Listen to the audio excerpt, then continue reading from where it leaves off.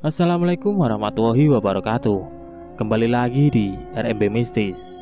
Dan pada video kali ini, portal RMB akan menceritakan kisah pinggir kota dalam kemasan cerita misteri.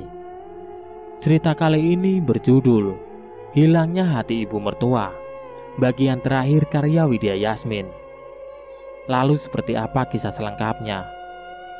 Langsung saja dan selamat mendengarkan.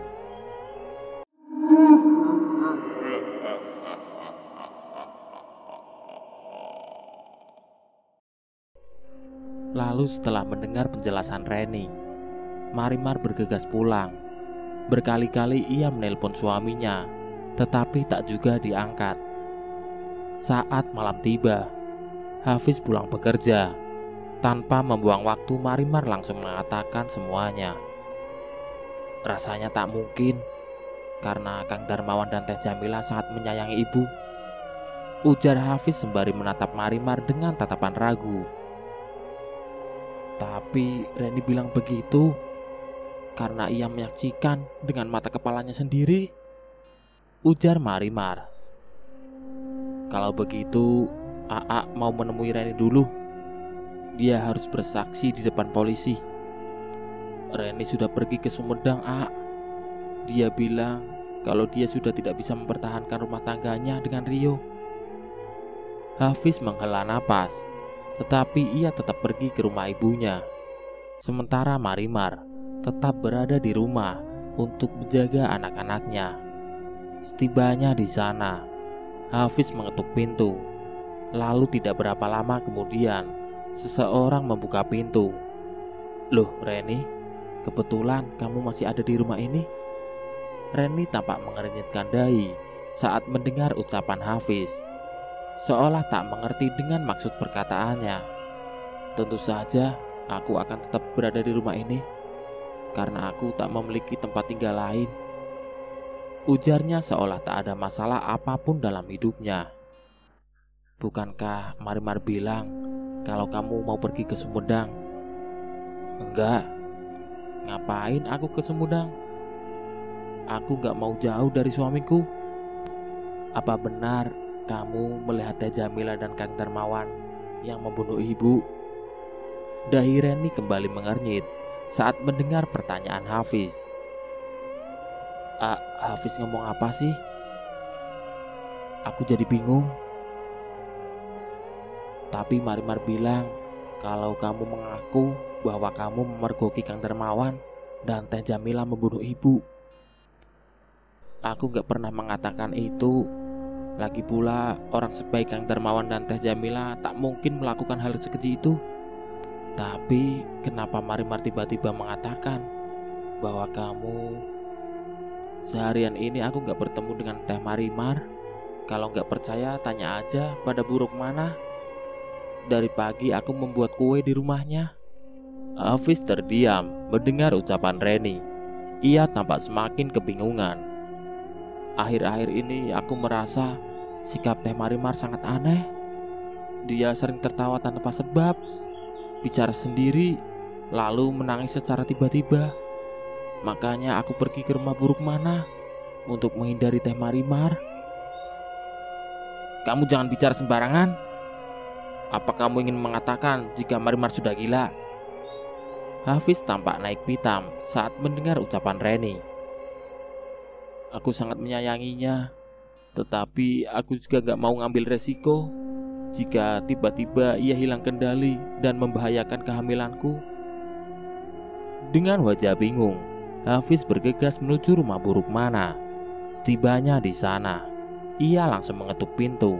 Lalu seorang lelaki langsung membuka pintu tersebut. Hingga tampaklah seorang wanita bertubuh gempal tengah menata kue kering ke dalam toples.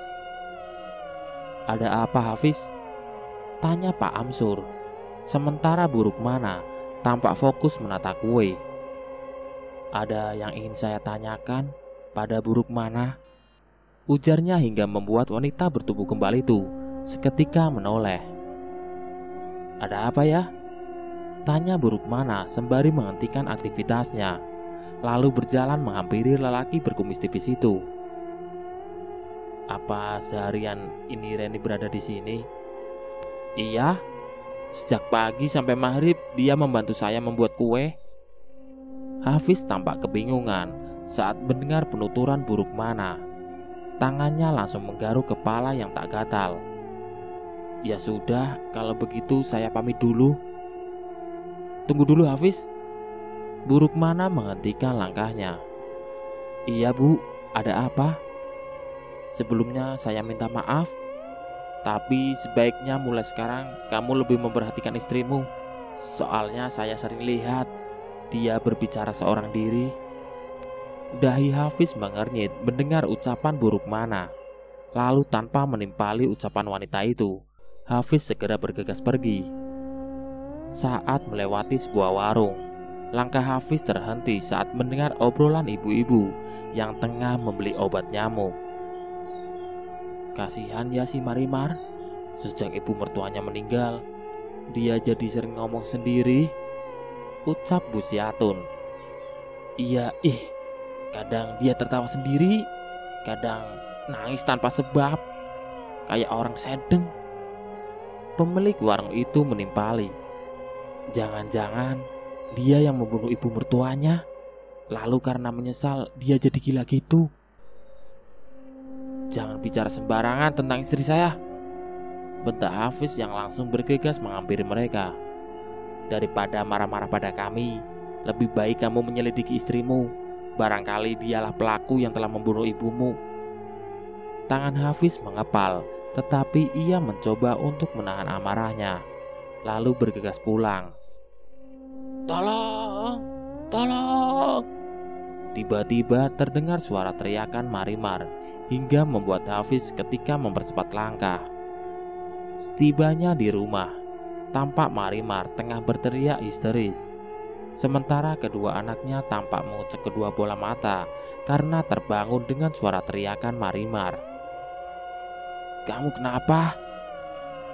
Aku takut, Tadi ada wanita berambut pirang, pakai topeng, datang ke sini sambil membawa pisau. Hafiz langsung melirik ke arah kedua anaknya yang menatap Marimar dengan tatapan bingung. Ibu dari tadi histeris sambil melihat ke arah dapur, padahal di sana gak ada apapun, ujar Almira. Hafiz tampak mulai bingung dengan gelagat istrinya itu. Apa tadi siang kamu mendatangi rumah Bireni? Kan aku tadi sekolah, lalu setelah sekolah langsung ke rumah. Ibu dan adik ada di rumah kok. Saat mendengar jawaban anak sulungnya, Hafiz langsung melirik ke arah anak bungsunya. Fadli, apa tadi siang Fadli ke rumah Bireni untuk ngerujak? Kali ini Hafiz bertanya pada anak bungsunya, sementara Marimar mulai bingung dengan sikap suaminya. Sebenarnya ada apa, Kok kayak ragu kalau aku tadi ke rumah Reni? Fadli tadi siang ke rumah Bireni sama ibu. Hafiz mengulangi pertanyaannya tanpa menanggapi ucapan Marimar. Tatapan Fadli tampak kosong. Lalu ia langsung menjawab, jika seharian tadi ia berada di rumah dan tak kemanapun. Loh, kok Fadli malah bilang kita nggak kemana-mana? Bukannya tadi kita ke rumah Bireni buat ngambil mangga, lalu Fadli nangkap capung? Marimar mulai bingung dengan jawaban anak bungsunya. Sementara anak lelaki berusia 3 tahun itu hanya menggeleng seolah menepi semua yang diucapkan ibunya. Sudahlah Marimar, mungkin kamu lelah. Lebih baik sekarang kamu istirahat. Sebenarnya ada apa dengan sikap Kok kayak aneh gitu? Lalu bagaimana dengan Teh Jamila dan Kang Darmawan? Apa udah melaporkan mereka pada polisi? Neng Almira, tolong bawa Fadli ke kamar ya. Gadis kecil itu mengangguk, lalu mengajak anaknya ke kamar. Tadi sudah menemui Reni. Lalu dia mengatakan bahwa dia seharian ini tidak bertemu denganmu. Selain itu, ia juga tidak mengakui apa yang kamu ucapkan tentangnya. Maksud Reni tak jadi ke Sumedang. Reni mengatakan jika ia tak memiliki niat untuk pergi ke Sumedang. Lalu bagaimana dengan pengakuan ia tentang apa yang dilakukan Teh Jamila dan Kang Darmawan? Hafiz menatap Marimar dengan tatapan bingung. Di satu sisi ia tak tega untuk tak mempercayai ucapan istrinya itu. Namun, ia juga sangat bingung dengan pengakuan Reni dan para tetangganya. Reni mengaku jika ia tak pernah mengatakan apapun padamu. Bahkan ia bilang kalau hari ini ia tak bertemu denganmu. Tapi sudahlah Marimar, lebih baik sekarang kamu istirahat saja. Meskipun bingung, akhirnya Marimar menuju kamarnya untuk beristirahat. Sementara Hafiz bergegas menuju dapur untuk mengambil air minum. Setibanya di dapur, tiba-tiba ekor matanya tertuju pada sebuah karung yang tergeletak di bawah meja makan. Ia tampak penasaran saat melihat benda berwarna pirang yang menjuntai dari dalam karung tersebut. Diraihnya karung tersebut. Lalu seketika ia terhenyak saat menemukan sebuah rambut palsu berwarna pirang dan sebuah pisau jagal yang terdapat bercak darah yang telah mengering. Seketika ia merasakan aliran darah dalam tubuhnya seakan terhenti. Sementara itu pikiran buruk tentang istrinya mulai berkecamuk dalam dada. Mungkinkah Marimar? Aa sedang apa? Aku tadi lupa menawari Aa untuk makan malam. Tiba-tiba Marimar muncul hingga membuat Hafiz ketika membalikkan badan. Marimar, tolong jelaskan ini, ujarnya sembari menunjukkan rambut palsu dan pisau jagal yang ia bungkus gagangnya dengan kain. Tolong jelaskan tentang rambut palsu dan pisau jagal ini, ujar Hafiz sembari menunjukkan dua benda dalam karung itu. Loh, itu kan rambut palsu milik Reni. Kalau pisau jagal itu aku gak tahu, karena aku gak punya pisau sebesar itu. Hafiz merasa dadanya terasa sesak. Lekas ia menarik napas dalam-dalam, lalu menghembuskannya secara perlahan. Setelah itu, ia mengucapkan istighfar. Kini perasaan emosi tengah bertarung dengan nuraninya. Jadi ini rambut Reni. Hafiz memelankan suaranya. Ia tak ingin setan menguasai dirinya apabila ia emosi. Iya, jadi tadi siang aku ke rumah Reni.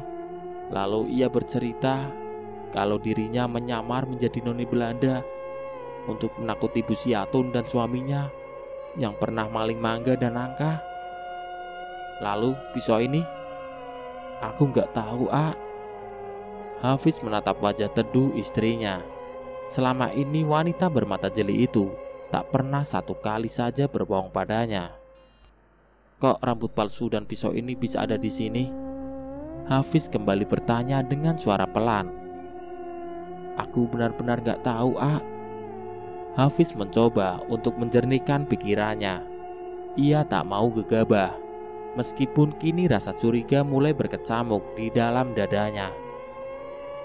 Semuanya terasa sangat aneh, Kenapa Reni tidak berbohong? Begitu pula dengan Fadli. Aku yakin ada yang tidak beres dengan semua ini. Hafiz hanya terdiam, lalu bergegas menuju kamarnya untuk berbaring. Sementara Marimar menuju kamar kedua anaknya. Fadli, tadi siang kita mengambil mangga kan di rumahnya Bireni? Tanya Marimar. Fadli terdiam memikirkan pertanyaan ibunya. Lalu tiba-tiba ia teringat sesuatu. Tadi ada kakek tua yang mendatangiku. Lalu setelah itu aku tak ingat apa-apa. Kapan? Fadli hanya terdiam, lalu tatapannya tampak kosong. Ya sudah, kalau begitu kamu tidur aja. Ia mengangguk, lalu berbaring di samping kakaknya yang sejak tadi telah terlelap. Jam menunjukkan pukul 01.00. Hafiz segera bangun lalu mengambil air wudhu. Setelah itu, ia melaksanakan sholat istikharah untuk meminta petunjuk kepada Allah tentang apa yang sebenarnya terjadi. Ya Allah, hamba sangat mencintai Marimar. Berilah hamba petunjuk tentang keanehan yang terjadi padanya. Keesokan harinya, Hafiz berpura-pura berangkat bekerja. Padahal sebenarnya ia kembali setelah mengantar anak sulungnya sekolah. Lalu setelah itu, ia kembali untuk memantau gerak-gerik istrinya. Sementara itu Marimar bergegas menuju rumah Reni sembari membawa rambut palsu berwarna pirang yang ia masukkan ke dalam kantung kresek. Setibanya di sana, tampak Reni tengah memetik cabai rawit dengan tatapan kosong. "Ren, kamu gak jadi ke Sumedang?" Seketika Reni terhenyak, lalu menoleh ke arah Marimar. "Memangnya kapan aku bilang mau ke Sumedang?" "Loh, kemarin kan kamu bilang mau ke Sumedang setelah mengatakan bahwa pelaku yang membunuh ibu adalah Kang Darmawan dan Teh Jamilah." "Teh Marimar ngomong apa sih? Perasaan aku gak ngomong apa-apa. Lagi pula kemarin aku gak ketemu sama Teteh." "Kok kamu jadi aneh begitu, Ren? Apa kamu diancam oleh Teh Jamilah dan Kang Darmawan?" Reni hanya terdiam mendengar pertanyaan Marimar. Sementara tanpa mereka sadari, Hafiz tengah memantau gerak-gerik mereka dari balik pohon nangka. "Akhir-akhir ini Teteh jadi aneh. Mending Teteh pergi ke psikiater deh." "Maksud kamu apa sih, Ren?" "Sudahlah Teh, aku mau masuk dulu." "Tunggu Ren." Marimar meraih tangan Reni. "Ini rambut palsu milikmu kan?" tanyanya sembari menunjukkan rambut palsu berwarna pirang yang ia bawa menggunakan kantung kresek. Reni berpura-pura mengernyitkan dahi, seolah tak mengerti dengan apa yang Marimar katakan. "Aku gak tahu soal rambut palsu itu." "Jangan bohong kamu, Ren. Bukankah kemarin kamu bilang kalau kamu berpura-pura menjadi noni Belanda untuk menakuti Bu Siatun dan suaminya yang maling mangga?" "Teteh makin ngawur aja deh. Aku jadi ngeri." Reni buru-buru menutup pintu, sementara Marimar hanya menatapnya dengan tatapan bingung.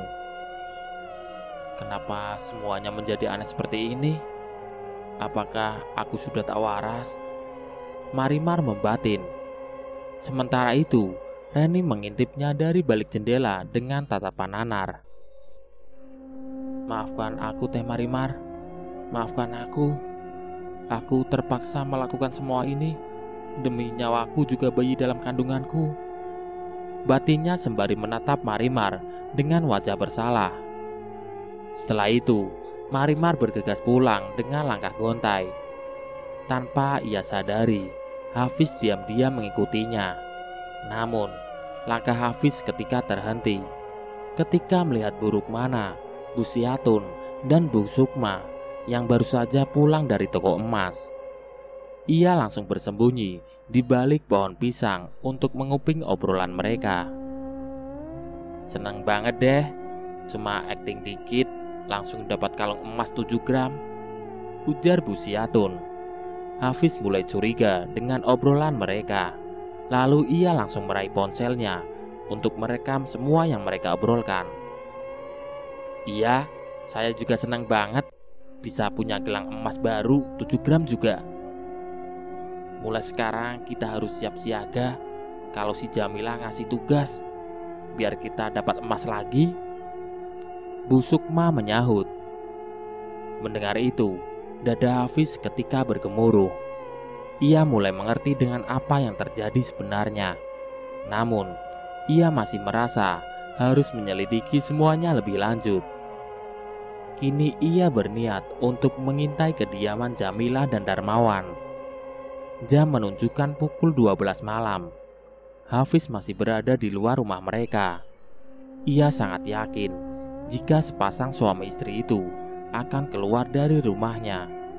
Tak lama kemudian, benar saja mobil mereka keluar dari garasi. Lalu diam-diam Hafiz mengikuti mereka menggunakan jaket dan helm bahkan motor yang ia pinjam dari temannya.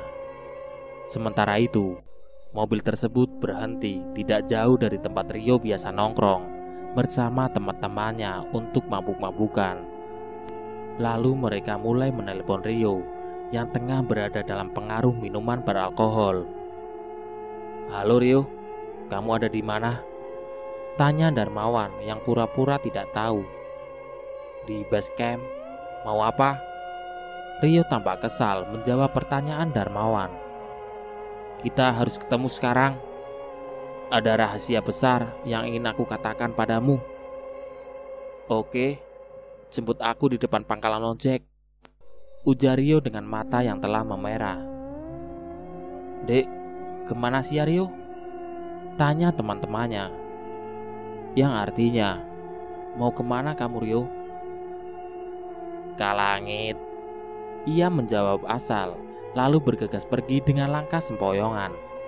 Sementara itu Jamila dan Darmawan telah bersiap menunggunya, lalu segera membukakan pintu mobil untuknya. Rio segera masuk ke mobil tersebut dengan keadaan teler. "Mau kemana kita?" tanya Rio dengan suara menceracau. "Kita akan memburu harta karun," jawab Jamila. Sementara Darmawan hanya menyunggingkan senyum. Tidak lama kemudian, mereka telah tiba di depan rumah Belanda, tempat mereka mengeksekusi para korbannya. "Ayo Rio." Mereka berdua memapah tubuh Rio yang mulai kehilangan kesadarannya. Sementara itu, Hafiz diam-diam mengikuti mereka. Lalu seketika ia terhenyak saat mengetahui bahwa mereka membawa Rio ke rumah angker tersebut. "Mau ngapain kalian membawaku ke sini?" tanya Rio yang tak lagi memiliki tenaga. Tanpa banyak bicara, Darmawan dan Jamila langsung mengikatnya di sebuah ruangan yang biasa mereka gunakan untuk melakukan ritual. Keduanya langsung mengucapkan mantra. Lalu seketika mata Rio membelala saat Darmawan mengeluarkan sebuah pisau jagal. "Kang, apa yang mau Akang lakukan?" tanya Rio yang mulai ketakutan. "Biur." Jamila menyiramkan air ke wajahnya agar ia sadar dari mabuknya, juga bisa menyimak apa yang akan Darmawan katakan. "Kamu ingat Rio, ketika kamu merusak mainanmu sendiri, lalu kamu mengatakan jika aku yang merusaknya?" Rio hanya terdiam saat mendengar pertanyaan Darmawan, karena kejadian tersebut sudah lumayan lama berlalu. Aku ingat Kang, tapi itu sudah lama sekali," ujarnya tiba-tiba. "Betul, memang sudah sangat lama, tapi rasa sakit akibat tendangan ayahmu masih terasa di punggung dan di perutku." "Maafkan aku dan ayah Kang, aku benar-benar minta maaf." "Bahkan kamu pernah menendangku hingga terpeleset dan keguguran, hanya karena aku tak sengaja membuat pakaianmu bolong saat disetrika," ujar Jamila. Tanpa berlama-lama, Darmawan langsung melayangkan tendangannya, sembari mengingat calon anaknya yang berkali-kali menjadi korban kebiadaban Rio dan orang tuanya. "Ampun Kang, ampun Teh." Rio mengerang kesakitan sembari terus memelas. "Kenapa baru sekarang? Kenapa nggak dari dulu?" Rio hanya bisa menangisi perbuatannya. "Waktu aku selalu disiksa oleh ayah, kenapa kamu selalu diam? Malah kamu tampak sangat menyukai penyiksaan tersebut. Kenapa?" Lagi-lagi Rio hanya diam dan tak berani menjawab. "Apa karena kamu tahu jika aku bukan anak ayah dan ibumu?" Rio tampak terhenyak saat mendengar ucapan Darmawan, karena selama ini ia tak pernah mengetahui jika Darmawan adalah anak pungut di keluarganya. Begitu pula dengan Hafiz yang tengah bersembunyi dan mengintip mereka. Ia pun tampak terhenyak saat mendengar ucapan Darmawan, karena ia baru mengetahui kenyataan tersebut. "Kang, Aku sama sekali tak mengetahui soal itu. Setauku selama ini kita adalah saudara kandung, ucap Rio. Jika selama ini kamu beranggapan bahwa aku saudara kandungmu, lalu kenapa kamu bersikap semena-mena kepadaku? Kamu seolah merasa puas ketika kedua orang tuamu menyiksa aku, bentak Darmawan. Lalu, buk! Ia melayangkan bogem mentah ke wajah Rio hingga ia mengerang kesakitan. Ampun Kang, ampun. Rio terus mengiba. Sudahlah Kang, jangan menghabiskan waktu, langsung habis saja dia, ujar Jamila. Darmawan mengangguk, lalu segera mengacungkan pisau jagal. Sementara Jamila mulai membakar kemenyan dan bersiap melafalkan mantra. Hentikan Kang, mengapa Akang bisa setega itu? Hafiz langsung keluar dari tempat persembunyiannya hingga membuat Darmawan seketika menghentikan aksinya. Hafiz menatap Darmawan dengan tatapan kecewa. Ia benar-benar tidak menyangka jika kakak yang selama ini ia hormati bisa melakukan perbuatan sekejam itu. Sementara Darmawan hanya terdiam saat melihat kedatangan Hafiz. Dalam benaknya ia sama sekali tidak ingin melukai adik angkatnya itu, karena hanya dia satu-satunya orang yang selama ini selalu menghormati dan paling membelanya. Kebetulan dia datang, habisi juga dia sekalian Kang, ucap Jamila. Hentikan semua ini Kang, kenapa Akang bisa sejahat ini? Tangkap juga dia Kang, walaupun bagaimanapun dia adalah anak Ohar dan Hayati, dua manusia yang telah membuat Akang hidup menderita. Selain itu, neneknya juga telah membuat ibu Akang menderita. Kita harus menumpas habis seluruh keluarga mereka. Jamila terus menyulut bara api di dalam dada Darmawan. Apa maksud semua ini Kang? Aku benar-benar tidak mengerti. Kamu dengarkan baik-baik. Aku adalah anak kandung Nancy, wanita Belanda yang mati bunuh diri akibat penderitaan yang dilakukan nenekmu. Sementara kedua orang tuamu sengaja membesarkanku hanya untuk menjadikanku sapi perah. Darmawan terdiam mendengar ucapan Hafiz. Ia kini menyadari mengapa kedua orang tuanya selalu menyiksa Darmawan, bahkan sejak ia kecil. Rasa iba kembali berkecamuk dalam dadanya saat membayangkan penderitaan yang dialami kakak angkatnya itu. Kang, aku mengerti apa yang Akang rasakan. Semua ini pasti sangat sulit. Tapi sampai kapanpun, Akang tetaplah saudaraku. Aku mohon, tolong hentikan semua ini. Hafiz berlutut di kaki Darmawan. Tanpa menanggapi ucapan Hafiz, Darmawan langsung meraih tali yang telah ia persiapkan, lalu segera meringkusnya. Sementara itu, Jamila langsung tersenyum, lalu memberikan pisau jagal ke tangan Darmawan yang terbungkus sarung tangan. Isu-isu ngalung lungkut, kacai bari cemerut, umbah kedok dinusuni, saha anu tara mandi, budak anu tara mandi, awak napinu kudaki, siun tiris nenjo cai, saha anu tara mandi. Hafiz menyanyikan sebuah lagu berbahasa Sunda yang membuat Darmawan seketika terdiam. Lagu tersebut sering Darmawan menyanyikan untuk membujuk Hafiz yang malas mandi setiap pagi. Ingatan Darmawan membawanya ketika dirinya berusia 10 tahun, sementara Hafiz baru berusia 7 tahun. Setiap pagi Hafiz selalu merasa malas untuk mandi dan berangkat sekolah. Lalu Darmawan selalu memberinya semangat. Kamu harus rajin sekolah biar jadi orang hebat. Soalnya Akang gak akan bisa jadi orang hebat, ujar Darmawan kala itu. Kenapa gak bisa? Kita akan menjadi orang kaya bersama-sama, sahut Hafiz. Karena Akang tidak pernah sekolah, membaca dan menulis saja Akang gak bisa. Bagaimana caranya Akang menjadi orang hebat? Ujar Darmawan dengan tatapan nanar. Ngapain kamu di sini? Cepat sana ke ladang, bentak Ohar sembari memberinya cangkul dan parang.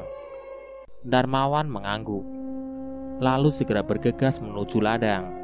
Sementara Hafiz menatapnya dengan tatapan nanar. Ia tampak merasa iba dengan nasib kakaknya yang harus mengurus ladang di usianya yang masih dini. Padahal anak seusianya masih sekolah dan asik bermain. Ini bekal makanan, air putih juga uang jajan. Belajar yang rajin ya, ujar Hayati sembari memasukkan kotak bekal berisi nasi pulen beserta ayam kecap kesukaan Hafiz. Setelah itu, Hafiz pamit berangkat sekolah. Sementara Ohar bergegas menuju pasar untuk menjual buah-buahan yang ia panen dari halaman rumahnya. Di perjalanan, Hafiz menghentikan langkahnya, lalu memutar arah menuju ladang. Setibanya di sana, tampak Darmawan tengah termenung sembari memandangi nasi yang dibungkus menggunakan daun pisang dan hanya ditaburi garam.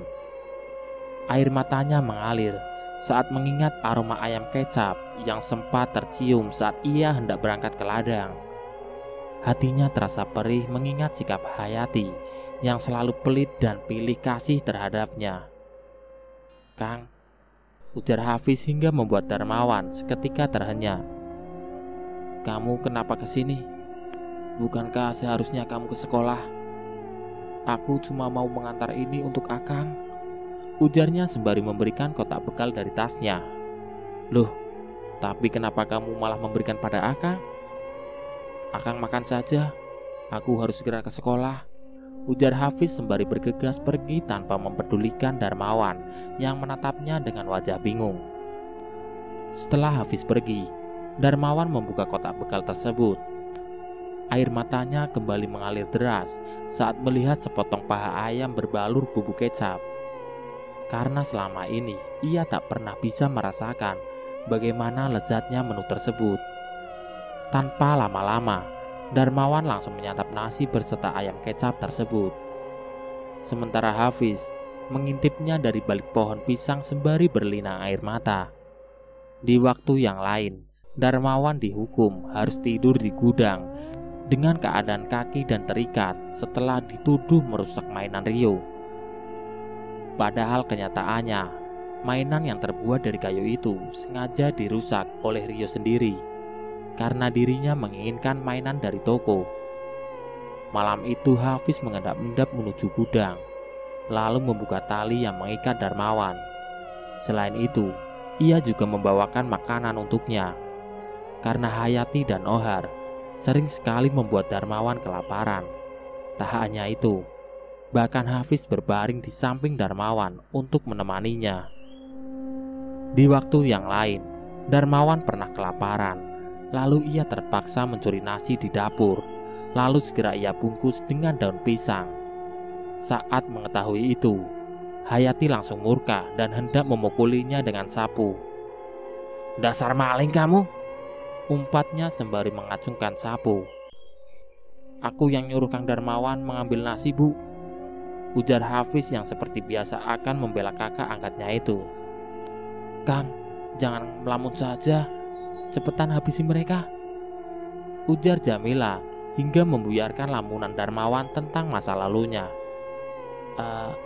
Aku tak bisa melakukannya. Tangan Darmawan yang terbungkus sarung dengan tiba-tiba menjatuhkan pisau jagal yang sejak tadi digenggamnya. Akang jangan mudah terpengaruh dengan rasa iba, karena dia pasti akan melaporkan kita ke polisi. Jamila terus membujuknya. Aku mohon jangan lakukan itu, Kang. Dendam itu hanya akan menghancurkan hidup Akang. Semuanya tak akan berubah meskipun Akang menghabisi kami semua. Darmawan terdiam mendengar ucapan Hafiz. Ayo Kang, kamu harus tega. Karena jika kamu menahan perasaan, maka kita akan masuk penjara. Jamila terus membujuk Darmawan untuk segera menghilangkan nyawa Rio dan Hafiz. Sementara itu, Rio yang sejak tadi pingsan karena tengkuknya dipukul Darmawan kini mulai sadar. Seketika mulutnya menganga saat Darmawan mulai mengayunkan pisau jagal ke tubuhnya. "Ampuni aku, Kang. Ampun." Rio terus memelas. "Jangan lakukan itu, Kang. Aku mohon." Hafiz yang dalam keadaan terikat terus membujuk Darmawan untuk menghentikan aksinya. "Aku tak bisa melakukan semua ini," ujarnya sembari menjatuhkan pisau jagal dari tangannya ke lantai. Sejak kecil, Darmawan begitu sangat menyayangi Hafiz. Ia bahkan tak kuasa menolak apapun yang dikatakan adik angkatnya itu. "Tapi Kang, Ibu Nancy pasti akan marah jika Akang tidak mempersembahkan tumbal nyawa untuknya." "Kang, jangan terpengaruh ucapan Teh Jamilah. Karena sosok yang menyerupai ibu kandung Akang itu sebenarnya iblis yang memperdaya keimanan Akang. Jangan ikut campur. Sebaik apapun kamu, kenyataannya kamu tidak bisa menolong Kang Darmawan," ujar Teh Jamilah. "Sebelum semuanya terlambat, sebaiknya Akang bertobat." Hafiz tak berhenti membujuk hingga Darmawan hanya bisa terdiam mendengarkan semua yang ia ucapkan.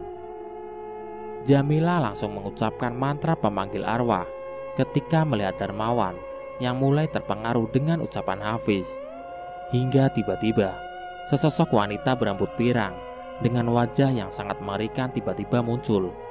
Seketika Rio kembali pingsan saat melihat penampakan sosok mengerikan itu. "Hehehe. Cepat serahkan darah dan hati mereka, anakku. Aku sudah tak sabar ingin menyantapnya," ucap sosok tersebut sembari menyeringai hingga membuat jantung Hafiz seakan terlepas dari tempatnya. "Ibu, aku mohon, tolong jangan sakiti dia." Darmawan tampak tak tega jika harus menumbalkan Hafiz, adik yang sangat ia sayangi. "Tapi aku menginginkan semua keturunan Sarimanah." Sosok mengerikan itu tampak menatap Hafiz seperti seekor singa yang hendak memangsa buruannya. "A'udzu biwajhillahil karim wa bi kalimatillahi tammatillati la yujawizuhuna barrun wala fajirun min syarri ma yansilu minna sama'i wa min syarri ma yaruju fiha wa min syarri ma zar'a fil ardi wa min syarri ma yakhruju minha wa min fitanil laili wan nahari wa min turqil laili wan nahari illa ta'rikun yantiqu bi khairin ya Rahman." Hafiz mulai melafalkan doa yang diajarkan oleh guru ngajinya untuk mengusir setan. "Hentikan dia, Darmawan. Dia sudah menyakiti ibu," teriak Nancy. "Ayo Kang, kita habisi saja Hafiz dan Rio. Mereka sudah menyakiti ibunya Akang." Darmawan hanya terdiam sembari memegangi pisau jagal berukuran besar itu. Tangannya mulai gemetar hingga pisau tersebut kembali terjatuh dari tangannya. Tanpa berlama-lama, Hafiz membaca ayat kursi, An-Nas, Al-Ikhlas, Al-Falaq, dan Al-Ikhlas. Sementara Nancy terus berteriak histeris kepanasan. Hafiz tak membiarkan Nancy lolos. Ia terus melafalkan ayat-ayat Al-Quran yang ia hafal. Lalu tiba-tiba terdengar suara gemuruh dari langit. Bersamaan dengan itu, bangunan Belanda tersebut bergetar hingga membuat Jamilah mulai panik. Di saat itulah Darmawan mulai membukakan ikatan Hafiz. Lalu mereka berniat untuk meninggalkan tempat itu. Namun sayangnya Nancy langsung menarik tubuh Jamilah dan Darmawan ke sebuah ruangan. Sementara Hafiz dan Rio segera berlari keluar dari rumah itu. Ayah Lini, kakak luar kabeh!" teriak para warga sembari memukuli kentongan. yang artinya, ada gempa, keluar semuanya. Semua orang langsung berlari keluar dari rumahnya. Begitu pula Rio dan Hafiz, yang akhirnya berhasil menyelamatkan diri. "Mana Kang Darmawan?" tanya Hafiz yang baru menyadari jika Darmawan tak ikut bersamanya. "Biarkan saja dia, A. Dia itu psikopat," ujar Rio. "Tapi bagaimanapun dia adalah kakak kita." "Sudahlah, A. Ayo kita pergi." Rio langsung menarik tangan kakaknya itu dan berlari meninggalkan bangunan tersebut. Bluk! Tiba-tiba terdengar suara dinding yang roboh, sementara bumi yang mereka pijak semakin terasa bergetar. Bersamaan dengan itu, tampak kilat di langit yang seolah menyambar-nyambar. "Gempa! Gempa!" Para warga tampak kalang kabut menjauhi bangunan, sementara suasana malam semakin mencekam. Semua orang tampak keluar dari rumahnya. Begitu pula dengan Marimar, yang langsung mengajak kedua anaknya menuju tempat yang aman. Bruk! Bangunan Belanda itu akhirnya roboh. Bersamaan dengan itu, terdengar suara jerit histeris Jamila dan Darmawan dari dalam bangunan tersebut. Semua orang tampak terhenyak saat mendengar suara reruntuhan bangunan tersebut. "Ya Allah, tolong selamatkan kakakku ya Allah," ucap Hafiz. Tiba-tiba gempa pun berhenti. Sementara bangunan Belanda itu telah ambruk mengubur Darmawan dan Jamila yang kini tak lagi bersuara. "Tolong! Tolong!" teriak Rio dan Hafiz yang langsung berlari ke arah warga. "Ada apa?" tanya para warga. Hafiz langsung menceritakan semuanya, termasuk pesugihan yang dilakukan kakaknya, hingga menumbalkan ayah juga ibunya. "Astagfirullah, pantas saja hanya rumah itu yang roboh," ucap para warga. "Jadi pelakunya ada Darmawan dan Jamila?" Semua orang tampak tercengang setelah mendengar penuturan Hafiz. Sementara Buruk Mana dan Busiatun tampak hanya diam. Karena selama ini mereka mengubur dalam-dalam kecurigaan mereka setelah Jamila memberikan mereka uang tutup mulut. "Aa!" teriak Marimar yang langsung menghambur ke arah suaminya itu. "Maaf karena Aa sempat mencurigaimu," ujarnya sembari memeluk Marimar dengan erat. "Untunglah Aa baik-baik saja," ucap Marimar sembari berlinang air mata. "Kita harus menolong Kang Darmawan dan Teh Jamila," ujar Hafiz tiba-tiba. Seketika, semua orang langsung bergidik ngeri dan tak ada yang berani melakukan apa yang Hafiz minta. Setelah itu, Hafiz menelpon tim SAR untuk meminta bantuan. Keesokan paginya, tim SAR mulai mengevakuasi bangunan yang kini tinggal puing-puing itu. Hingga tiba-tiba, mereka menemukan Darmawan dan Jamila yang terkubur di antara reruntuhan tersebut. Keduanya mengalami luka yang sangat serius, tetapi untunglah mereka masih bisa bernapas. Keduanya langsung dibawa ke rumah sakit dan diberikan pertolongan. Hanya saja dokter menyatakan mereka mengalami koma karena luka di kepala dan sekujur tubuh mereka sangat serius. Sementara itu, Reni tampak menyesal karena sempat memfitnah Marimar hanya gara-gara imbalan yang diberikan Jamila. "Teh Marimar, aku mohon maafkan aku," ucap Reni sembari berlinang air mata. Begitu pula dengan para tetangganya. Bu Rukmana, Bu Sukarti, dan Bu Siatun yang juga ikut andil dalam memfitnah Marimar. Hanya karena mereka dibayar oleh Jamila. Marimar, Hafiz, maafkan kami karena kami telah memfitnah Marimar, ujar trio gosip tersebut. Marimar langsung memaafkan ketiga wanita yang biasa bergosip itu, hingga ketiganya merasa malu padanya. Di depan semua warga, Reni bersaksi bahwa ia menyaksikan apa yang Jamila dan Darmawan perbuat terhadap ibu mertuanya. Namun, ia menyembunyikan semuanya karena ia merasa dendam pada ibu mertuanya itu. Keterlaluan kamu, Reni. Harusnya kamu ikut terkubur oleh bangunan itu bersama Jamila dan Darmawan, teriak Rio.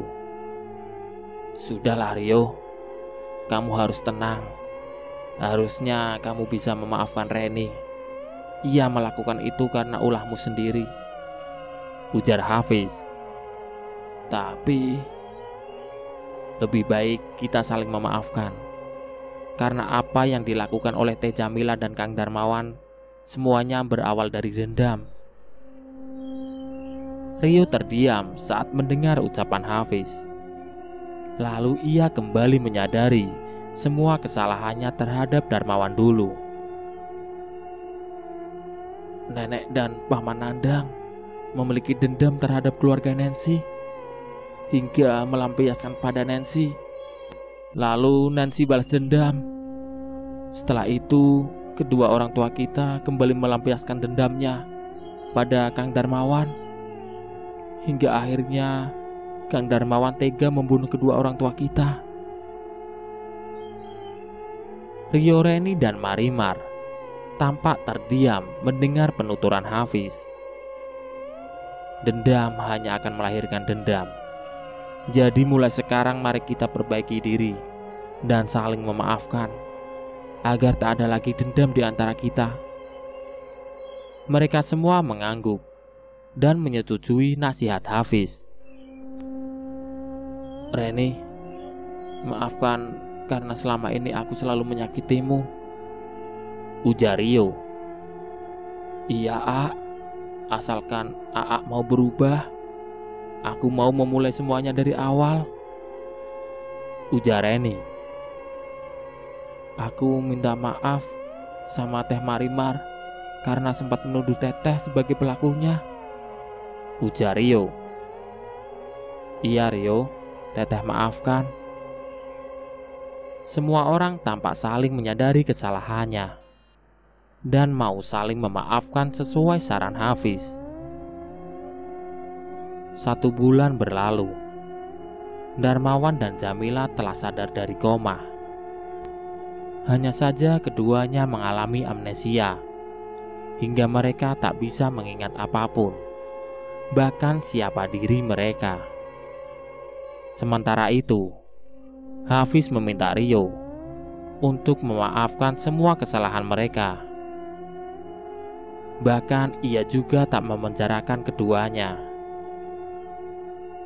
Hafiz juga meminta Rio untuk menerima mereka kembali sebagai saudara. Semua orang mulai menyadari jika dendam hanya akan melahirkan dendam, maka mereka bersedia untuk saling memaafkan kesalahan masing-masing. Portal RMB, cerita yang berjudul Hilangnya Hati Ibu Mertua pun telah selesai. Nantikan cerita-cerita menarik lainnya di konten berikutnya. Sekian. Wassalamualaikum warahmatullahi wabarakatuh.